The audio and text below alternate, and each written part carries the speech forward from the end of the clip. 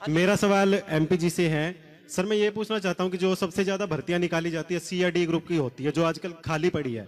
देखा गया है कि न्यूज में कई बार भर्ती निकाल दी जाती है, पर ये भर्तियां हमेशा लटकी रह जाती है, जिससे युवाओं की बेरोजगारी, जैसा कि सभी जानते हैं कि हरियाणा नंबर 1 है। तो मैं पूछना चाहता हूँ कि जैसे ही आपकी सरकार आएगी, आपकी सरकार का इसके बारे में क्या विचार है कि सी और डी ग्रुप की जो भर्तियां सिर्फ एक, जैसे कहते हैं कि लॉलीपॉप के तरीके से दिखा दिया जाता है, युवा तैयारी करते हैं परंतु उनकी भर्ती पूरी नहीं हो पाती है, तो इसके बारे में आपके क्या विचार? ये बहुत ही अच्छा सवाल आपने पूछा कि हम भर्तियों को लेकर क्या करेंगे हरियाणा में। वैसे तो विधिवत तरीके से हम अपने घोषणा पत्र में, जो प्रदेश सरकार का घोषणा पत्र है, हम अपना भर्ती विधान, कांग्रेस की जब सरकार आएगी तो उसका भर्ती विधान की हम विधिवत घोषणा करेंगे। लेकिन आज मैं पहली बार प्रेस के साथियों के लिए भी, जो कांग्रेस की सरकार हरियाणा में जब बनेगी तो हमारा भर्ती विधान की क्या मुख्य केंद्र बिंदु रहेंगे, आपके सामने उनको रखना चाहता हूँ। मुख्य हमारा उद्देश्य है कि पक्की भर्ती हो, पारदर्शी भर्ती हो, समयबद्ध भर्ती हो और व्यापक भर्ती हो, जिसमें पहला कि हरियाणा में जो पद समाप्त किए गए हैं, खाली पड़े हैं 2 से 2.5 लाख पद, तुरंत उनकी भर्ती, पक्की भर्ती निकाली जाएगी। दूसरा, टाइम बाउंड भर्तियों के लिए हर भर्ती के लिए एक अलग ओएसडी की नियुक्ति होगी और किसी भी भर्ती की परीक्षा या रिजल्ट एक दिन भी लेट अगर होगा तो उस ओएसडी की छुट्टी होगी। तो ये हम स्पष्ट रूप से करेंगे। तीसरा, भर्तियों में अगर किसी एक भी भर्ती में कोई अनियमितता हुई तो उसके लिए कोई बाहरी एजेंसी को जिम्मेदार मानकर पल्ला झाड़ने वाला काम नहीं होगा। एचपीएससी और एसएससी में बैठे अधिकारी, सदस्य और चेयरमैन को सीधे तौर पे जिम्मेदार माना जाएगा अगर एक भी भर्ती में एक भी अनियमितता की जाती है। हर एक भर्ती के फॉर्म के साथ पूरा कैलेंडर भी जारी किया जाएगा।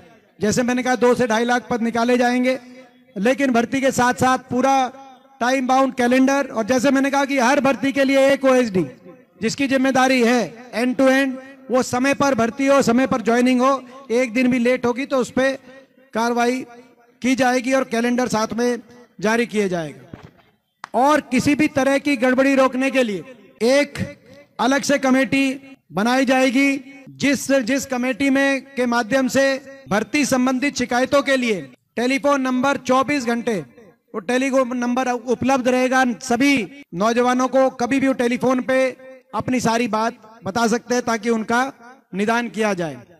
इसके साथ साथ जो ग्रुप सी और डी में जो इंटरव्यू समाप्त हुए हैं, उनका उसकी शुरुआत हमारे समय ही में हुई थी।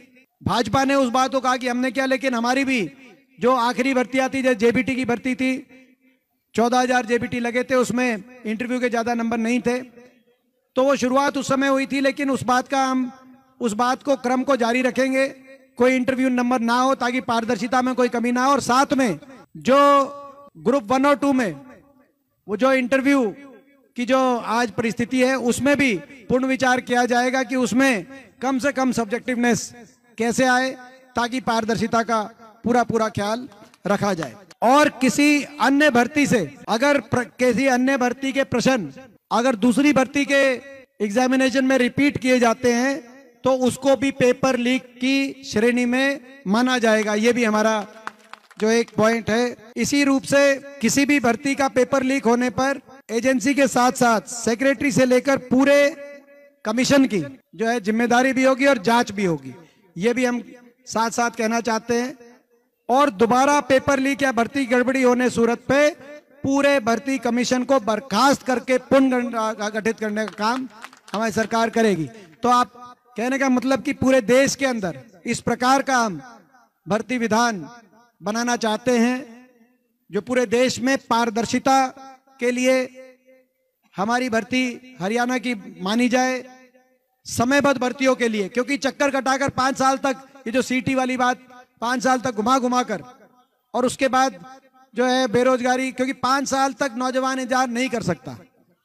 तो समयबद्ध, पारदर्शी और व्यापक भर्ती, ये इस उद्देश्य के साथ हम ये अपना भर्ती विधान अपने घोषणा पत्र के माध्यम से विधिवत रूप से हम लेके आएंगे। आज मैंने कुछ मुख्य बिंदु आपके साथ पहली बार उनको शेयर किया है, लेकिन आप लोगों में से अगर किसी को इस पे कुछ और सुझाव देना है, इसको और अच्छी तरीके से हम कैसे लेके आएं, तो आप वो सुझाव आप देते रहें ताकि हम उन सुझावों को भी अपने घोषणा पत्र में शामिल करें।